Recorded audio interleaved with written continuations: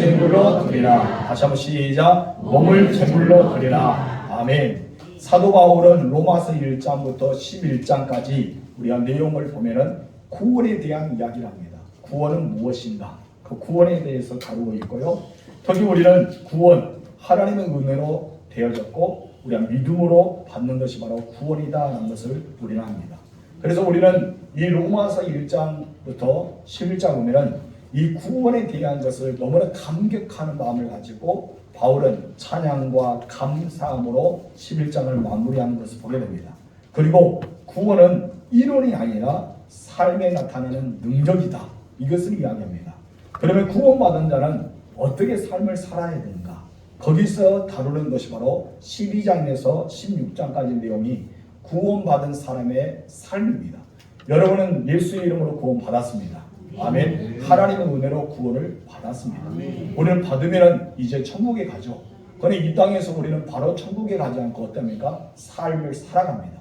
그런데 우리가 구원받은 사람들이 늘 은혜 가운데 성령의 기름 가운데 충만한 것이 계속 지속된 것이 아니라 오늘은 확신이 있는데 순환과 환난과 핍박을 당하면 나도 모르게 흔들리죠. 나의 구원이 흔들립니다. 그렇기 때문에 우리는 다시 한번 구원의 은혜를 감격하면서 나의 신앙을 점검한 것이 바로 이루는 삶입니다. 그래서 우리는 구원에 이르는 삶이 필요합니다. 날마다 우리는 구원을 이루어가야 돼요. 특히 우리는 구원 받았지만 오늘 죽어도 하나님의 나라에 가지만은 이 땅에서 우리는 이루는 삶을 계속해서 살아가야 되는 것이죠. 그래서 우리는 로마서 12장부터 시작해서 16장까지 우리가 구원받은 자가 이 땅에 살아가야 되는데 어떻게 살아가야 되는가? 그 삶에 대해서 이야기하는 것이 바로 내용입니다. 그 중에 우리가 읽었던 로마서 12장 1절 말씀을 오늘은 우리가 함께 나눌 거예요. 우리 다 같이 읽읍시다. 그러므로 형제들아 내가 하나님의 모든 자비하심으로 너희를 권하노니 너희 몸을 하나님이 기뻐하시는 거룩한 산 제물로 드리라. 이는 너희가 드릴 영적 예배니라. 아멘.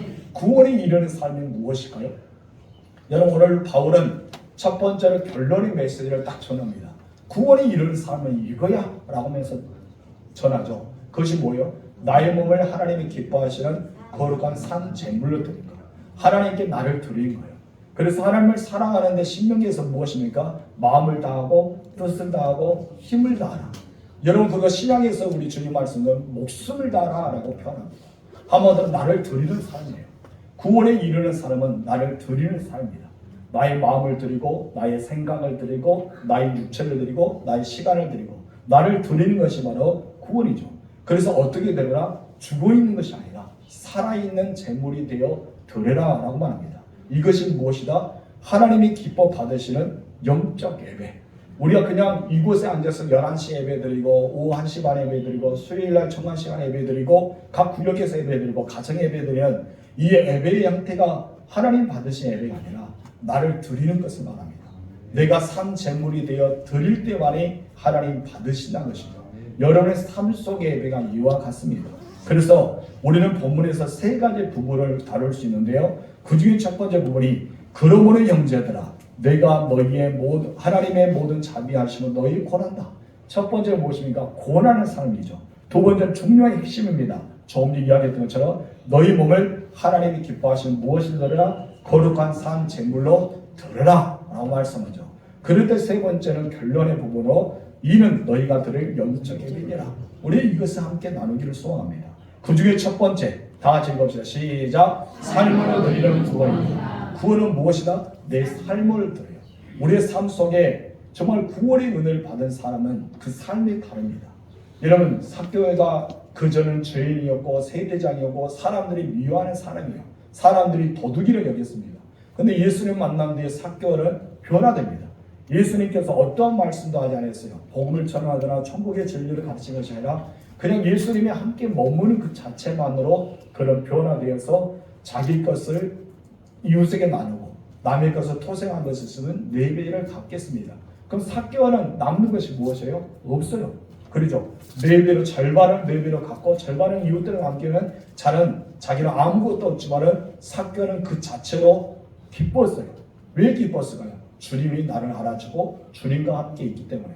아마도 우리의 삶 가운데는 내 안에는 주님이 함께 있다는 것은 내가 기쁨이 있는 거예요. 여러분의 삶 속에 기쁨이 있습니까? 여러분의 정말 내가 어떤 것이 있더라도 이 기쁨을 만끽할 수 있느냐니까요. 그러다면 여러분은 구원에 이르는 삶을 살고 있습니다. 여러분 안에 누가 있어요?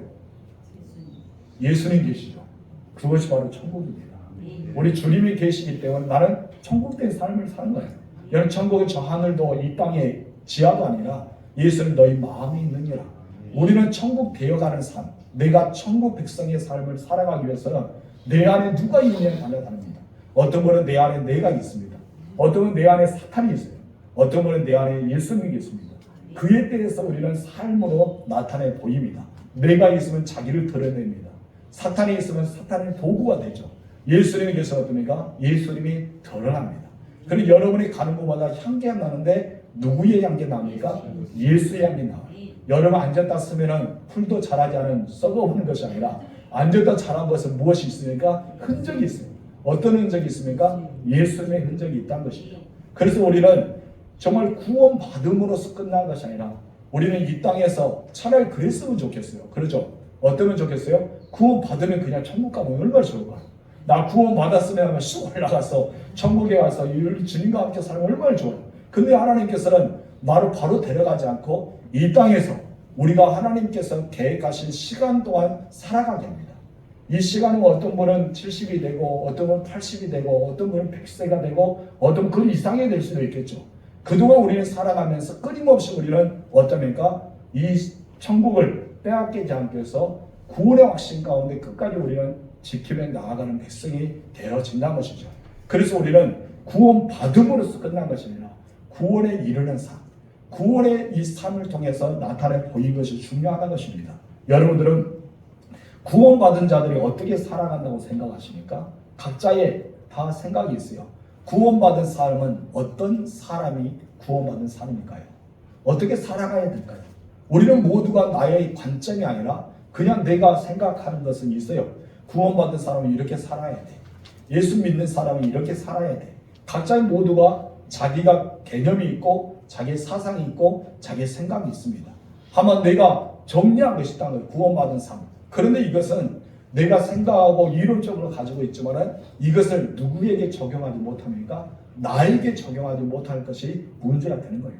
여러분 오늘 본문의 말씀을 통해서 여러분의 삶에 적용하여서 여러분의 구원받은 뿐 아니라 구원에 이르는 삶을 살아가는 믿음의 사람들이 되길 바랍니다. 그래서 우리는 구원받은 대로 사는 것이 그리스도의 삶이라고 볼 수 있어요.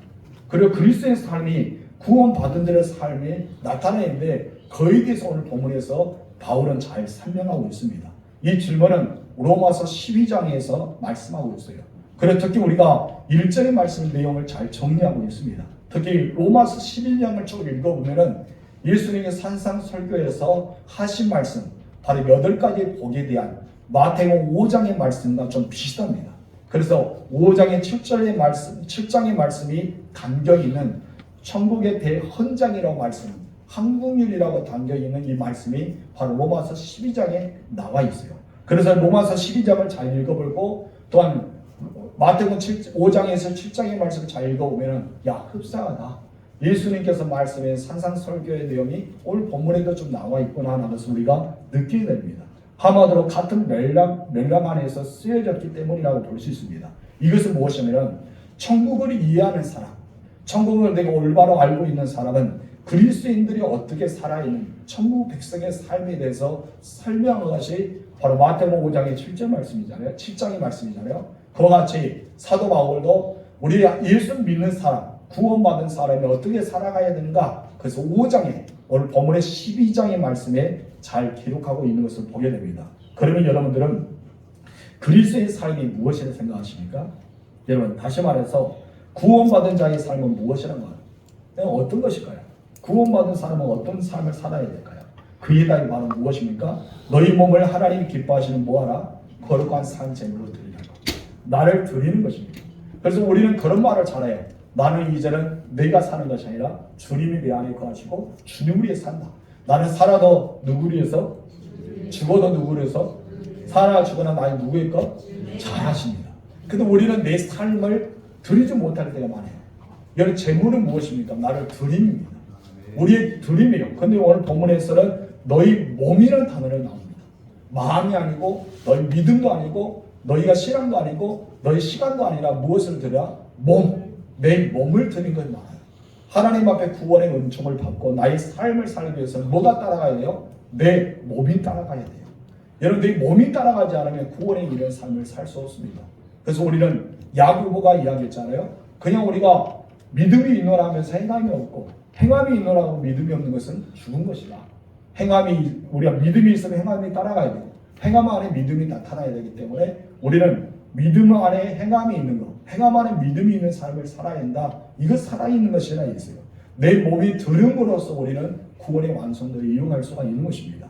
그리스도의 삶을 알기 위해서는 우리 1절 상반절을 먼저 읽어봐야 됩니다. 다 같이 시작. 그러므로 형제들아 내가 하나님의 모든 자비하심으로 너희를 권하노니. 지금 바울은 어떻게 하십니까? 권하고 있어요. 그리스도의 삶의 본질에 대해서 이야기하면서 먼저 이야기해서 권합니다. 그래서 먼저 첫 번째 나오는 말씀이 무엇이냐면 우리 다 같이 읽읍시다. 첫 번째 시작. 그러므로이다. 무엇이다? 그러므로. 여기서 그러므로 단어는 접속사입니다. 그래서 그러므로는 1장부터 11장의 말씀, 2장부터 16장의 말씀을 중간에 들어가는 말씀이 그러므로예요. 그래서 11장이 끝나서 12장을 들어가기 전에 무엇이 표현했다? 그러므로. 그러므로는 무엇이냐면 11장과 12장을 연결시키는 말씀이 무엇이라고요? 그러므로요. 그럼 무엇입니까? 너희가 개인의 구원을 들었다면, 너희가 모든 민족의 구원을 들었다면, 너희들이 이 세상의 모든 이 지구촌에 있는 사람들이 복음을 증가하면서 그들의 구원을 전파하는 자로서의 삶을 살아간다는 것을 들었다면 이 말씀이에요. 그렇다면 너희는 어떻게 살아가야 합니까? 너희가 들었잖아. 구원은 하나님의 능력이다. 율법이나 우리의 행위로서 구원받는 것이 아니라 오직 믿음으로 의롭다 하심 받아서 하나님의 놀라운 구원의 진리 안에 깨달아서 살아간다면 이 말씀이 무엇이라고요? 그러므로요. 그러므로 단어는 너무나 중요합니다. 그러므로 당신은 이렇게 살아가야 된다. 그러므로 여러분들은 구원받은 사람으로서 어떻게 이해하고 있습니까? 그러면 이렇게 살아가야지만 구원받은 사람이 아닙니까? 라고 던지는 말씀이 무엇이라고요? 그러므로입니다. 그래서 우리는 그러므로는 그냥 그러므로라고 끝난 것이 아니라 이 그러므로는 너무나 중요한 메시지구나. 1장부터 11장의 말씀을 전체적 포괄적으로 담아있는 한마디로 요약하고 획기스러운 메시지를 증가하고 있는 것이 무엇이다? 그러므로. 우리가 싸움이 합시다. 그러므로 깨어 있읍시다. 이 말은 뭐예요? 그러므로 예배가 시작됐기 때문에 끝까지 하나님께 집중하다. 이 말씀의 의미겠죠? 또한 우리가 보면은 예수 그리스도를 믿음으로써 우리가 하나님의 자녀가 되었습니다. 아멘이십니까? 동시에 우리는 하나님의 관계가 어떻습니까? 회복되었어요. 만약 여러분들이 하나님의 관계가 회복되었다면 여러분 누구처럼 살아가야 돼요? 하나님의 자녀처럼, 하나님의 백성처럼 구원받은 자로서의 삶을 살아가야 됩니다. 그래서 우리는 예수 안에서 우리는 늘 그런 믿음 안에 살아가는 사람이 되어야 된다는 거예요. 그렇기 때문에 여러분들이 그렇다면 구원받은 사람으로서 어떻게 살아가야 됩니까? 이제부터 제가 설명하겠습니다. 그 메시지가 무엇이라고요? 그러므로 라고 나옵니다. 구원에 대해서 쭉 이야기했잖아요. 이제는 감격과 찬양, 그에 대해서 이야기했다면 이제 구원받은 삶에 대해서 이야기해야 됩니다. 참으로 구원은 이방인을 위해서가 아니었어요. 먼저 어디입니까? 이스라엘 백성들을 위해서입니다. 우리 로마서 잘 읽어보래요. 먼저 이방인들이 전한 것이 아니라 유대인들이 전합니다. 그러나 저번에 주도 설명했잖아요. 그들이 복음 먼저 들었지만 복음을 뭐합니까? 귀담아 주지 않고 거부했어요. 그래서 복음을 믿지 않았습니다. 메시아가 이 땅에 왔는데 메시아를 믿지 않고 다시 그냥 오실 메시아만 기다리면서 예수님을 이단으로 여기고 십자가에 죽였잖아요. 이것을 받아들이면 자기들이 메시아를 죽인 자가 되는 거예요. 그럼 유대인들의 자존심이 엄청 상하잖아요. 내가 예수를 죽였다? 내가 기다렸던 메시아를 죽인 사람이야. 이것을 인정할 수 없는 거예요. 그래서 그것을 받아들일 수 없습니다. 그래서 복음을 증거하는 바울과 여러 사도들과 수많은 복음의 증인들의 말을 듣지 않고 거부한 거예요. 아니다. 그것은 아니야. 복음을 받아들일 수 없어. 우리가 기다리고 있는 메시아는 아직 오지 않았어 라고 받아들이지 않고 내밀었습니다. 그런데 여러분, 하나님은요 반드시 이스라엘 백성들이 구원받게 하십니다. 왜요? 하나님께서 언약의 백성을 한 번 택한 백성을 버리지 않아요. 그런데 우리가 성경을 자세히 보면은 나중에 다음 주도 우리가 이야기가 나오겠지만은 이방인들의 구원받은 사람의 충만한 수가 차게 되면은 이스라엘 백성들이 회개하여 돌아옵니다. 그래서 이스라엘 백성들이 주께로 돌아오게 되면은 구원의 완성들은 이루어집니다.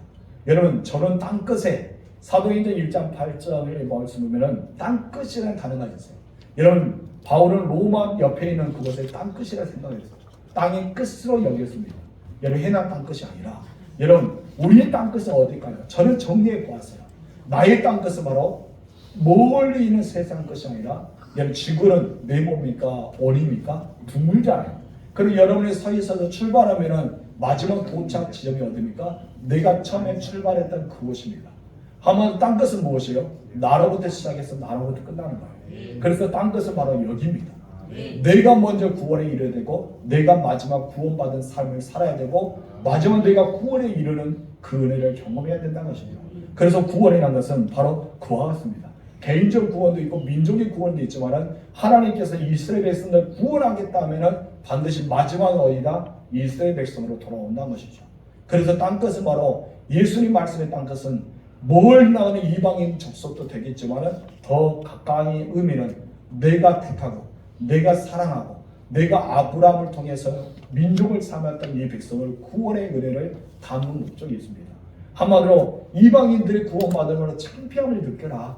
너희들이 창피함을 느껴 자존심을 좀 상해봐. 그래서 너희들이 주께로 돌아와봐. 이런 의미도 담겨 있는 것을 우리가 보게 됩니다. 로마서 우리가 1장 11장 보면 참 재밌어요. 그런 내용들이 바울이 노골적으로 막 써나가는 것이 바로 그런 말씀입니다. 그럼 로마서 읽으면 참 재밌는 말씀이 많이 나옵니다. 그래서 한마디로 이들 버린 것이 아니다. 이들을 이방인을 통해서 깨달은 은혜를 주기 위해서 그렇다. 그래서 하나님께서 우리는 어떤 은혜를 주셨어요? 우리를 통해서 이방인들의 복음을 증거해야 됩니다. 그래서 우리는 선교전에 나가기 위해서 같은 민족, 다른 민족으로 해서 이방에 나간 것이 아니라 본래부터 시작했던 지점은요, 이스라엘이에요. 그래서 그들로부터 시작점이라는 것은 우리는 알아야 됩니다. 그래서 구원은 어디서부터 시작했습니까? 이스라엘 민족부터 이르게 되어서 우리까지 왔다라고 우리는 볼 수 있습니다. 그러나 여러분 실패하고 말았죠. 로마서 11장 11절 한번 재미있는 구절 읽어봅시다. 시작.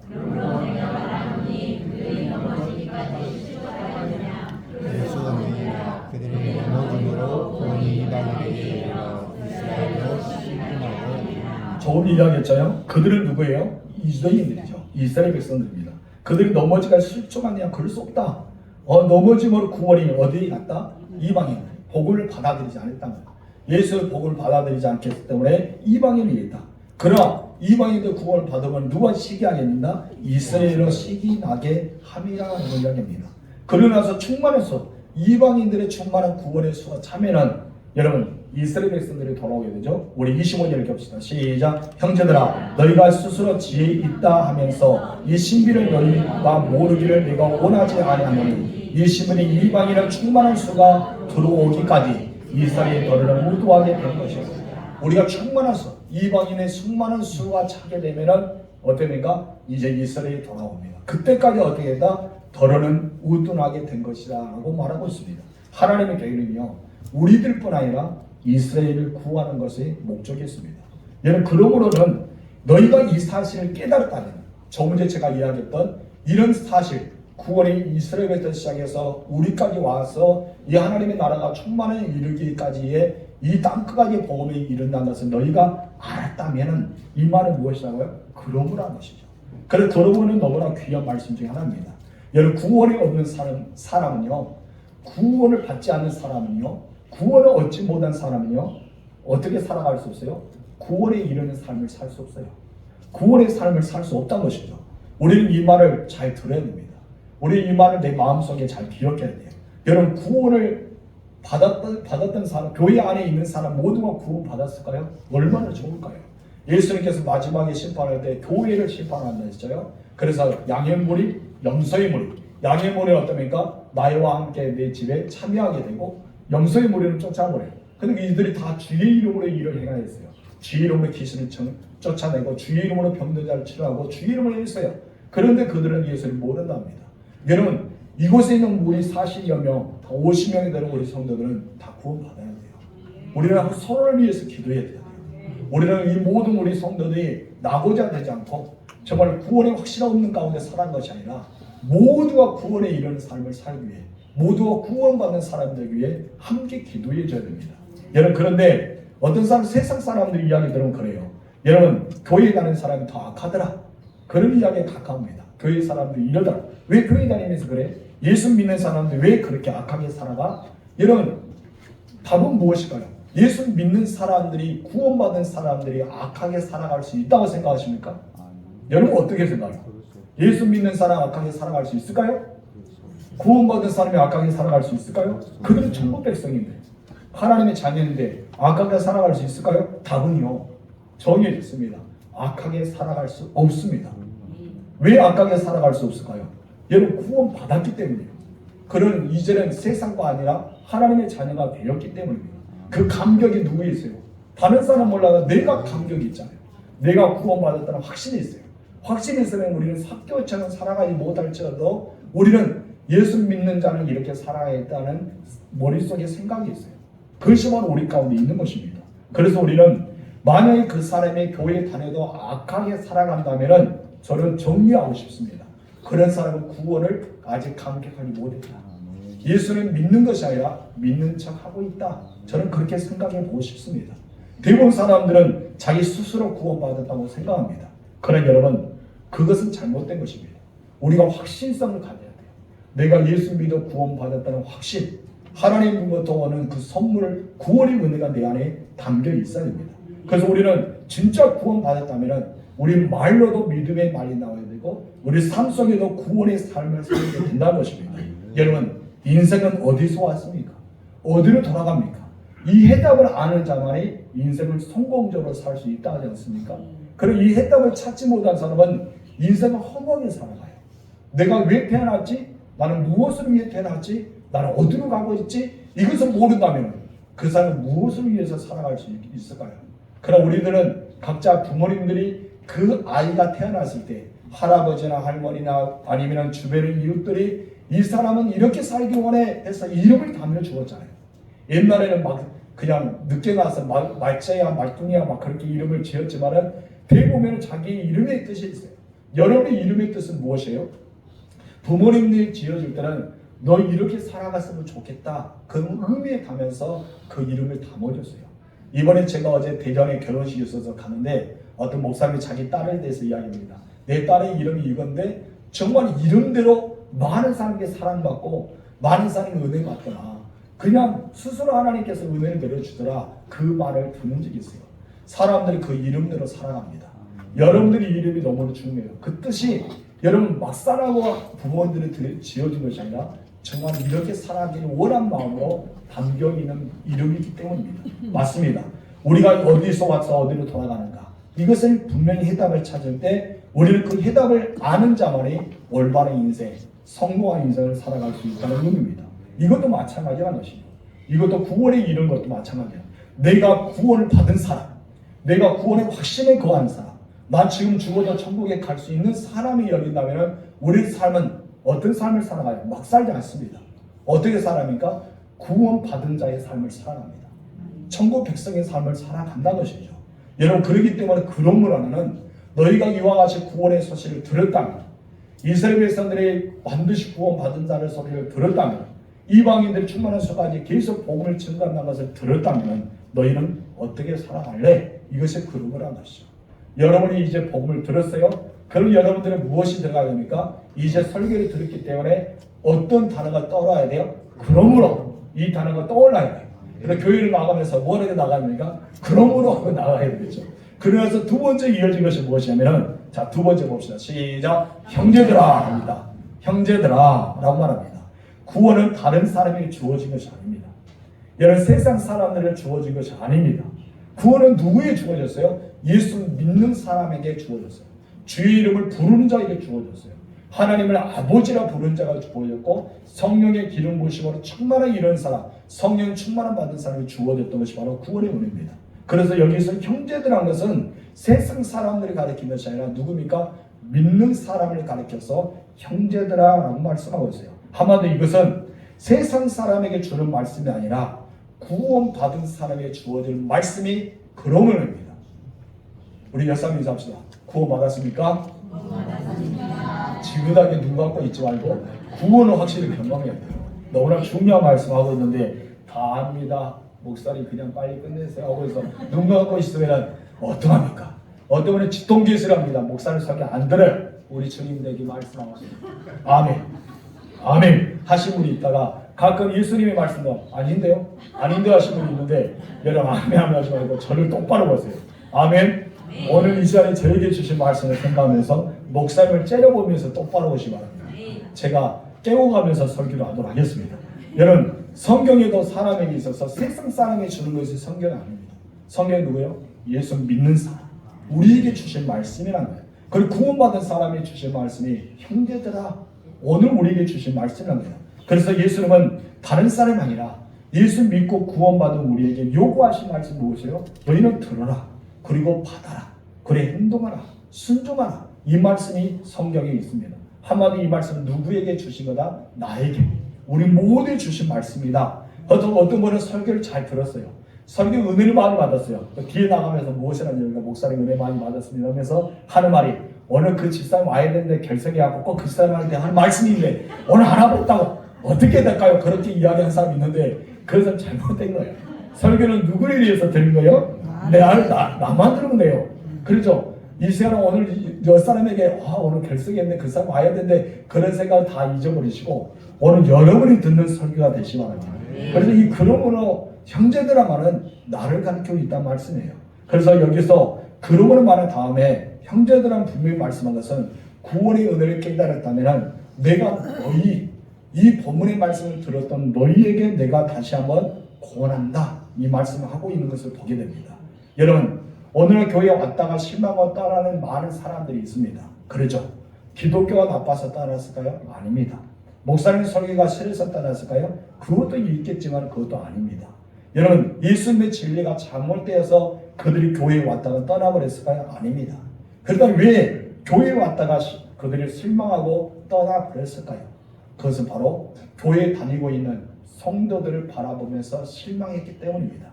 한마디로 예수 믿는 사람들 때문에 실망했기 때문에 교회를 떠났다는 것이 교회 성장학의 통계를 보았을 때 90% 넘는 거예요. 너희 왜 교회 다니다 떠났습니까? 아무기 때문에요. 누구 성도 때문에요. 왜 그래요? 예수 믿는 자의 삶을 살지 않았어요. 그렇게 나옵니다. 그래서 많은 사람이 교회를 떠났던 이유가 바로 우리 공동체 안에는 저와 여러분들 때문에 교회를 떠났다는 통계가 나왔습니다. 그럼 우리는 이것을 심각하게 생각해야 되겠죠. 여러분 우리 교회 누구 와서 떠나버렸다. 그러면 왜 떠났을까? 그냥 그 사람이 다른 데를 가기 위해서 그렇게만 끝난 것이 아니라 우리를 돌아봐야 돼. 내가 먼저 믿은 사람으로서 구원에 이르는 삶을 살아갔는가? 내가 말할 때도 구원에 이르는 말을 하고 있는가? 우리가 모든 삶 속에서 내 가정에서 우리 안에는 내 주변의 이웃들과 직장에서 사업의 현장에서 나는 구원에 이르는 삶을 살고 있는가? 우리는 자기 스스로를 생각해 보아야 된다는 것입니다. 근데 사람들은 어떻게 말합니까? 너 때문이야 라고 말하죠. 손가락 하나 딱 펴보세요. 저에게 한번 지적하세요. 너 때문이야. 시작. 너 때문이야 라고 하지만 결론적으로 손가락 얻으니까 다 나 때문이에요. 내가 제 손가락 나한테 옵니다. 누구 때문에? 나 때문에 한 것이죠. 우리는 자신을 돌아봐야 됩니다. 우리는 교회 밖에 나가서 떠들면서 전도하는 것보다도 진실된 마음으로 사랑하고 용서하고 신실한 삶을 모범을 보여줘야 돼요. 말을 하지 않아도 하나님 사람들이 저 사람이 예수 믿는 사람이 저러구나. 나도 교회 가고 싶고 예수 믿고 싶다. 이런 삶이 우리 가운데 나타나야 된다는 것이죠. 이것이 무엇이야? 형제들아 라고 이야기하는 그 형제가 예수 믿는 사람들이 너희다. 너희가 구원받은 사람이다. 이 말을 하고 있는 것입니다. 여러분 세상에도요. 모든 사람 우리가 예수 믿는 사람 압니다. 여러분 세상 사람 여러분이 교회 다니는 분들 다 압니다. 그러다 우리는 세상에서도 어떻게 살아가야 될까요? 교회 안에서만 하나님의 자녀답게 사는 것이 아니라 세상에도 어떻게 하나님의 자녀답게 살아가야 된다는 것이죠. 그러면서 세 번째로 나온 말씀이 이렇습니다. 시작. 내가 너희의 모든 자비하심으로 너희를 권하노니 무엇한다? 권한다 말합니다. 참으로 중요한 말씀입니다. 우리는 이 말씀을 사도 바울의 영적인 태도를 볼 수 있고요. 바울이 구원받은 삶을 살아가야 한다라고 말할 때 겸손하게 말하고 있던 것을 발견합니다. 사도 바울은 내가 진리를 다 아니까 너희는 내 말을 따라야 돼 이렇게 말하지 않았어요. 너희는 내가 시킨 대로 하면 돼. 명령하지도 않았습니다. 꾸짖거나 야단치거나 비판도 하지 않았다는 것이죠. 여러분 사람들 그래요. 야단치고 비판하고 뭐라면 거의 다 상처받습니다. 제가 여러분들에게 아무리 누구야 하면은 여러분 어때요? 상처되겠죠. 저도 그렇더라고요. 다른 목사님 저를 막 이야기할 때 저도 상처가 되더라고요. 여러분 우리는 정죄하는 죄인이 아니라 내가 정죄를 받아야 될 죄인입니다. 하나님 안에 정죄할 수 있고 하나님은 심판을 받을 수 있습니다. 사도 바울이 야단칠 수 있을 거예요. 충분히 로마에 있는 교인들에게 너 그렇게 살면 안 돼. 예수 믿는 사람을 똑바로 살아야 돼. 명령하고 야단칠 수 있었지만 사도 바울은 그것이 답이지 아니라는 것을 알았습니다. 예수는 그랬잖아요. 십자가에 돌아가시면서 그들을 훈계하고 야단칠 수 있습니다. 예수님께서 말씀한 대로 내가 명령하면 천부 천사가 와서 예수는 반대하는 모든 세력을 다 죽일 수도 있었어요. 근데 예수는 그러지 않았습니다. 예수님은 참았습니다. 인내하셨습니다. 그분의 인을 보여준 것이 바로 희생과 사랑이었던 것을 보입니다. 그래서 우리가 할 수 있는 것은 무엇일까요? 사랑과 용서라는 것입니다. 우리는 서로 격려해야 됩니다. 그리고 우리는 서로를 축복해 줘야 됩니다. 우리는 사랑을 해야 된다는 것이죠. 이것은 바로 예수님의 방법이고 바로 그리스도인의 선한 영향력입니다. 여러분 그리스도인의 선한 영향력이 세상을 바꾸어 갑니다. 여러분을 통해서 세상이 바꿔지길 원합니다. 그래서 우리는 사람을 통솔한 것이 아니라 지배한 것이 아니라 우리는 무엇을 해야 된다? 섬기면서 사랑해야 된다. 우리는 서로 간에 사랑하며 나아가야 된다. 이걸 말합니다. 여러분 정죄하면요 사람이 결코 바뀌지 않습니다. 사람을 사랑해 줘야 돼요. 사랑할 때만이 바뀝니다. 자녀들도 잘못하면 막 그러잖아요. 막 혼내잖아요. 자녀들 절대 안 바뀌어요. 사랑해주고 귀하게 해주고 그 비전을 찾아가면 바뀐 것을 보게 됩니다. 그런 마음을 담아서 마치 잘못을 해서 건너가는 자녀들을 바라보는 바울이 어떻게 보면 아비의 마음을 담아서 이야기합니다. 어떻게 합니까? 나도 죄인이지만은 우리 모두 하나님의 법대로 살아가 보자.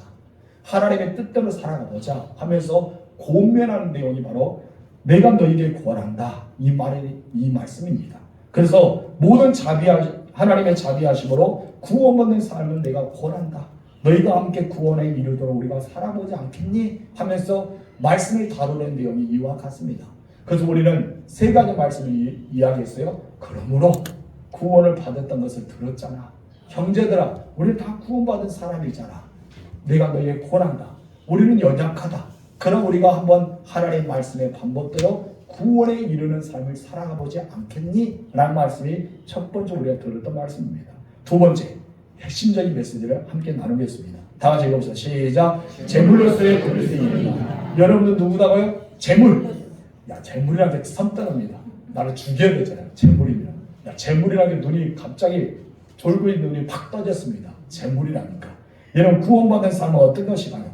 사도 바울은 명확하게 정리하면서 1절 중간에 이렇게 말합니다. 시작. 너희 몸에 하나님이 기뻐하시는 거룩한 산 재물을 드리라. 여러분 예수 믿는 사람은 어떤 사람입니까? 그리고 또한 예수 믿는 사람은 어떻게 살아가야 됩니까?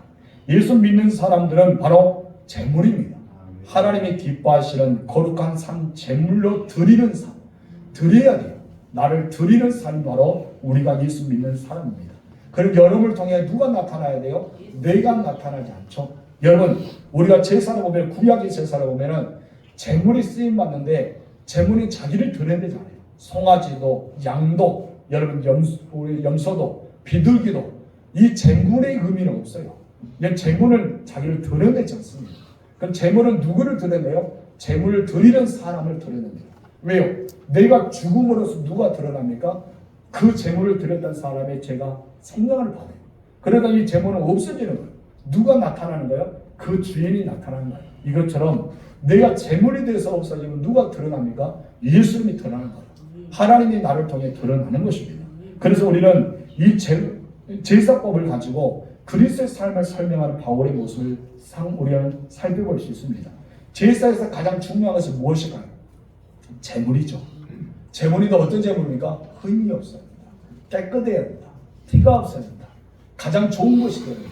그럼 여러분의 재물입니다. 거룩한 산 재물이 되세요. 그리고 여러분은 예수 믿는 사람으로서 우리는 어떻게 해야 됩니까? 흠이 없어야 돼요. 티가 없어야 돼요. 깨끗해야 돼요. 건강해야 됩니다. 그럼 이것을 어떻게 해야 한가요? 나의 마음과 나의 믿음과 나의 삶에 하나님 앞에 들어있는데 흠이 없고 깨끗해야 된다는 것입니다. 여러분들은 그런 삶을 살아야 됩니다. 혹시 여러분께서 주변에 예전에 예수 믿지 않을 때 제사를 드려보았을까요? 우리 부모님들을 위해서 제사를 드리고 아니면 추석 때나 설 연휴에 제사상을 차려서 세배하기도 하고 그럴 때도 있었을 겁니다. 그럼 여러분 제사에 필요한 것은 무엇이에요? 음식입니다. 그리고 여러분 물고기도 될 수 있고 돼지고기도 될 있고 우리가 보면 사방에 의해서 예수 믿지 않은 사람은 돼지 머리를 갖다 놔요. 그러죠? 그래 돼지 콧구멍이가 멀어지니까 돈을 주신대요. 그런데 이 돼지 머리를 갖다 놓기 위해서 뭐가 죽어요? 돼지가 죽어야 돼요. 돼지가 무엇이 되었기 때문에? 제물이 되었기 때문에 죽는 것을 말합니다. 한번 그리스도인은 제물이란 말하고 있는데 이 모든 하나님 앞에 나를 바쳐졌다라는 의미가 제물로 쓰여진 거예요. 바쳐졌다는 의미는 무엇입니까? 희생입니다. 희생이 뒤따라오지 않으면 우리는 결코 바쳐지지 않습니다. 오늘 여러분께서 하나님께 예배드리기 위해서 여러분 희생했잖아요. 무엇을 희생합니까? 물질을 희생하고 시간을 희생하고 나의 모든 희생했어요. 내 몸이 직접 이곳에 왔고 여러분 몸으로서 하나님을 경배하고 찬양하고 내 마음으로 하나님의 예배 받고 없어서 이것의 모든 것 나의 모든 걸 희생했어요. 희생이 없으면 온전히 예배를 드릴 수 못하기 때문입니다. 아직도 희생 못하신 분이 졸고 있는데 여러분 졸음까지 이기하지만 희생하는 거예요. 여러분 깨어 있기를 주님으로 축복합니다. 아멘. 열사람 깨워줍시다. 졸지 맙시다. 그래요. 우리는 정말 하나님이 기뻐하시는 그런 희생을 드려야 된다는 것이죠. 그래서 이 새벽 요한은 예수를 바라보면서 여러분 요한복음 1장 29절에 이렇게 말합니다. 시작. 보라 세상의 죄를 지고 가는 하나님의 어린 양이다. 예수를 가리켜 무엇이었습니까? 어린 양이다. 어떤 어린 양이다? 세상 죄를 지고 가는 어린 양.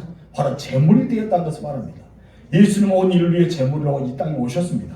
그리고 이 땅의 모든 제물로서의 십자가에서 죽으셨어요. 한마디로 예수님이 희생을 당했다는 것이죠. 제물이 되려면 말이 없어요. 원망도 없어야 돼요. 예수님은 말이 없었습니다. 침묵하셨습니다. 제물이 되었습니다. 여러분 제물이 그러니까 왜 하필 내가 제물이 되었고 하나님 이럴 수가 있습니까? 나 살아야 되는데 왜 나를 죽이려합니까? 제물은 아무 의미 없어요. 여러분 구약시대에 살아가서 내 죄를 속량받기 위해서 송아지를 굽고 왔어요. 그 송아지가 여러분 째려보면 됩니다. 왜 나요? 왜 나요? 옆에는 송아지도 많은데 왜 나를 택하냐고. 여기 여러분 송아지가 그런 적이 있어요?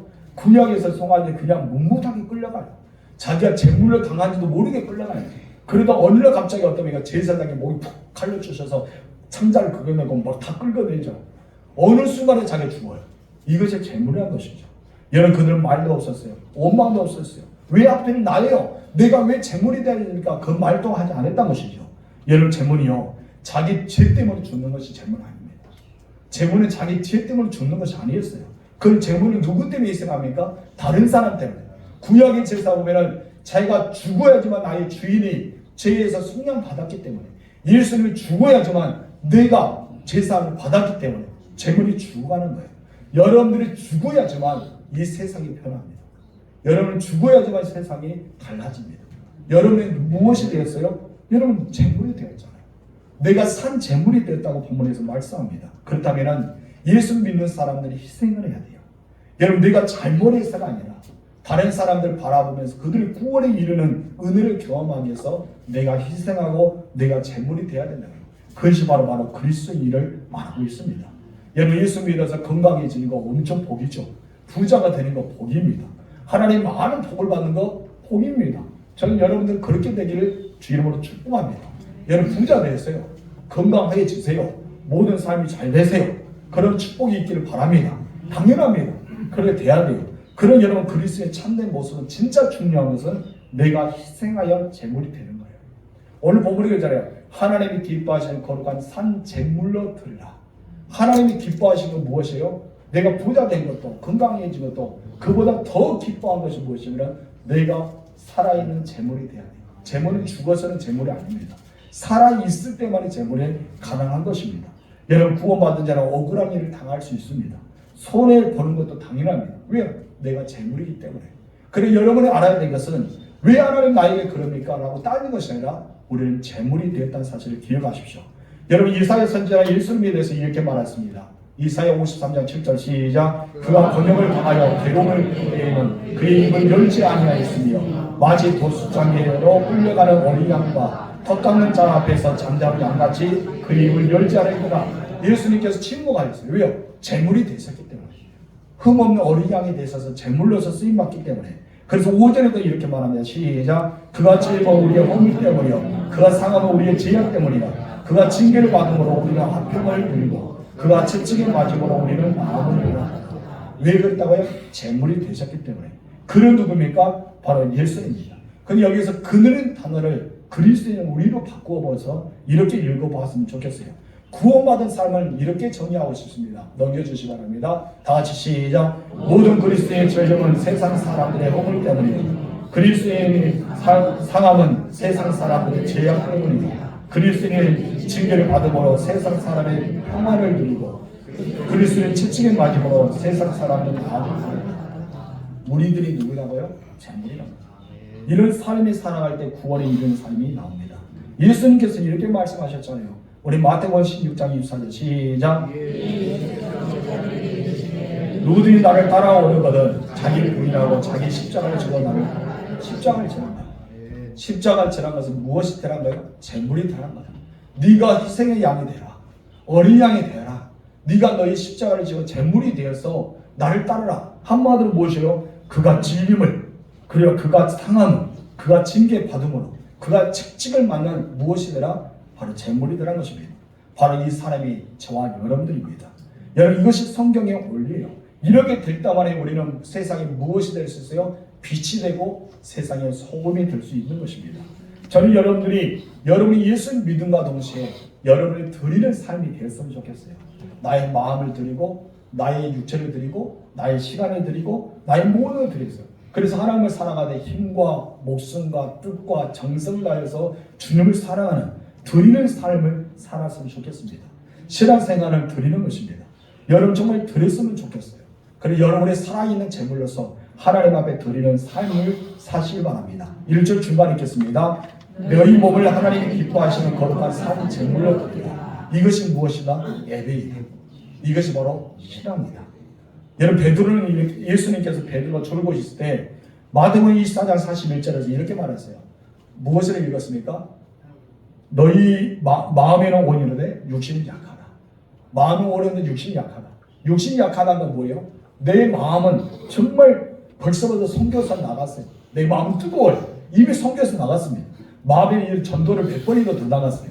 마음에 그 사람 구원에 이르기 위해서 몇 번에 찾아가서 예수 믿으라고 하고 싶어요. 마음에는 11조도 온전하고 싶어요. 마음에 봉사도 열심히 하고 싶어요. 마음에 예배를 한 번도 안 빠지고 잘 드리고 싶어요. 마음에는 철학기도 하고 싶고 마음으로는 여러분 새벽 예배도 나오고 싶고 마음에는 작전기도 하고 싶어요. 그런데 뭐가 안 따라요? 몸이 안 따라요. 하나님 몸이 안 따릅니다. 마치 좋은 이야기죠. 마음에는 원이로되 육신이 약하다. 이거는 뭐예요? 하마도 내 몸을 드리지 못한 거예요. 내 몸을 드리지 못한 것이 내가 시간을 내지도 못하고 내가 그곳에 있지 못한 것이 내 몸을 드리지 못한 것입니다. 바울은요 산 제물로 드리라 했습니다. 여러분들이 예수 믿는 사람에는 죽은 제물이나 살아있는 내가 살아있을 때 하나님 앞에 드리는 것이 바로 구원입니다. 하나님 앞에 드리는 구원이 이런 삶이 되시기 바랍니다. 우리 그럴 때 어떤 것이 된다고요? 1절 하반절 시작. 이는 너희가 드리는 영적 예배. 너희가 드리는 영적 예배. 영적이라는 것은 온전하다는 뜻을 가리킵니다. 너희가 온전하게 드리는 예배가 바로 너희 자신을 드리는 거예요. 예배는 봉사 서비스라고 오십 서비스라고 말합니다. 예배는 오십 서비스. 하나님께 경배하면서 내가 서비스를 한 거야. 어떻게요? 하나님의 성전에서 열심히 오는 식당 봉사도 무엇입니까? 예배예요. 서비스잖아요. 여러분 차량 운행한 것도 무엇이에요? 정확히 말하면 예배였어요. 안내 보면서 주보 나라면서 어서 오세요 사랑합니다. 이것도 무엇이요? 서비스 예배예요.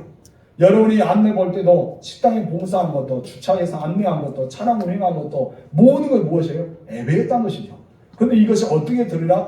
나를 드리고 제물로 드린 것 같이 영적으로 드리면 온전하게 드리라. 이걸 말합니다. 하면 내가 희생되지 않으면 내가 헌신되지 않으면 예배가 될 수 없는 것입니다. 여러분들이 구원에 이르는 삶, 예배적인 삶이 바로 그리스도임을 잊지 마시기 바랍니다. 그럼 여러분 어떻게 살아야 될까요?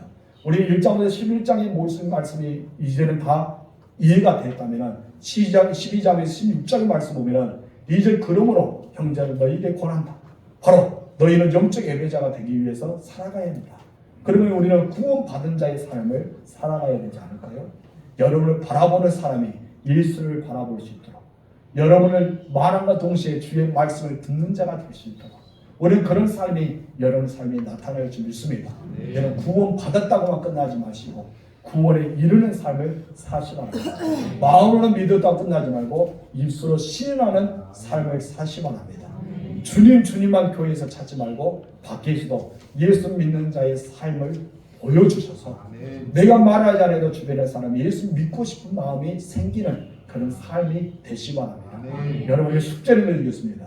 가정에서도 그런 삶을 살아보세요. 직장에서도 그런 삶을 살아보세요. 그렇다면 여러분들은 세상 사람들에게 사도행전 2장 말씀처럼 칭송받을 겁니다. 아멘. 칭찬받는 사람이 되시기 바랍니다. 예수 믿는 자는 칭찬받아야 돼요. 왜요? 그들과 다르기 때문에. 우리는 존귀한 사람이잖아요. 천국 백성이잖아요. 하나님의 자녀잖아요. 누가 뭐라 해도 나 죽으면 어디 가요? 천국 가기 때문에. 다르잖아요. 지옥 가는 사람과 다른 삶이 여러분입니다. 구원의 이런 삶을 사시길 바랍니다. 하나님 아버지 감사합니다. 하나님 우리가 지금까지 어떻게 살아왔는지 이것도 중요하지만 앞으로 우리는 어떻게 살아가야 되는지 너무나 중요합니다. 내가 복음을 들었습니다. 내가 말씀을 내 마음판에 새겼습니다. 이제 우리가 영적 예배 온전하게 살아가기 위해 예배자가 되기를 소망합니다. 오늘 주일 예배 행정이 아니라 우리 삶 속의 예배가 이어지게 하여 주시옵소서.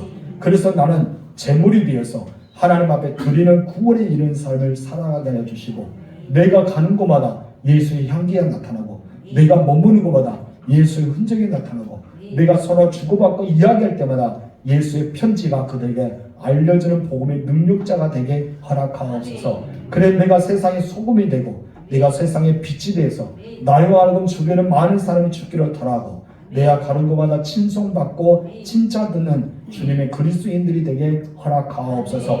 이제 결단해 봅니다. 주님 나와 함께 하옵소서. 나는 연약해서 넘어집니다. 나는 연약해서 쓰러집니다. 나는 연약해서 자빠질 수도 있습니다. 그러나 하나님께 나를 붙잡아 주신다면 나는 다시 일어날 수 있고 주의 말씀에 의지하며 나아갈 수 있습니다.